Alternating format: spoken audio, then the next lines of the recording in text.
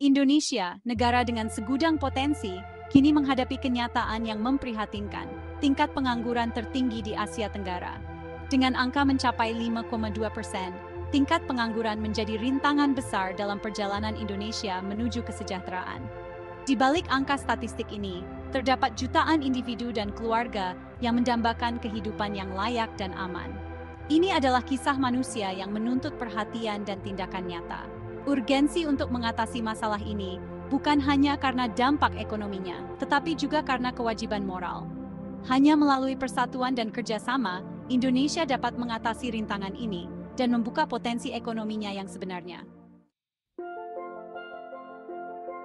Tingkat pengangguran Indonesia sebesar 5,2% sangat kontras dengan negara-negara tetangganya di ASEAN. Singapura menonjol dengan tingkat pengangguran hanya 1,9%. Kisah sukses Singapura menawarkan pelajaran berharga bagi Indonesia. Malaysia dan Vietnam menunjukkan bahwa tingkat pengangguran yang lebih rendah dapat dicapai di ASEAN. Perbandingan ini menyoroti perlunya Indonesia untuk mengatasi pengangguran. Melihat lebih dalam data pengangguran di Indonesia, terungkap tren yang memprihatinkan. Sebagian besar pengangguran adalah mereka yang berpendidikan tinggi. Situasi paradoks ini, yang disorot oleh data dari Badan Pusat Statistik, menunjukkan potensi ketidaksesuaian antara keterampilan yang diperoleh melalui pendidikan dan tuntutan pasar kerja. Tingginya angka pengangguran di kalangan lulusan perguruan tinggi menunjukkan bahwa sistem pendidikan mungkin belum sepenuhnya membekali individu dengan keterampilan dan pengetahuan yang dibutuhkan untuk angkatan kerja modern.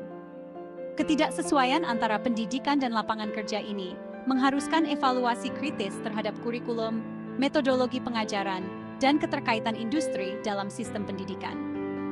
Lebih lanjut, data tersebut mengungkapkan kesenjangan yang signifikan dalam tingkat pengangguran di berbagai jenjang pendidikan. Meskipun tingkat pengangguran secara keseluruhan mengalami sedikit penurunan, peningkatan pengangguran di kalangan lulusan diploma dan universitas menimbulkan kekhawatiran. Tren ini menggarisbawahi perlunya intervensi yang ditargetkan untuk mengatasi tantangan khusus yang dihadapi oleh lulusan baru yang memasuki dunia kerja.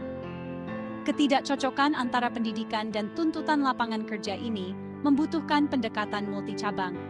Memperbarui kurikulum untuk memasukkan keterampilan praktis, mendorong kolaborasi yang lebih erat antara lembaga pendidikan dan industri, serta menyediakan layanan bimbingan karir dapat membantu menjembatani kesenjangan dan menciptakan sistem pendidikan yang lebih selaras dan efektif.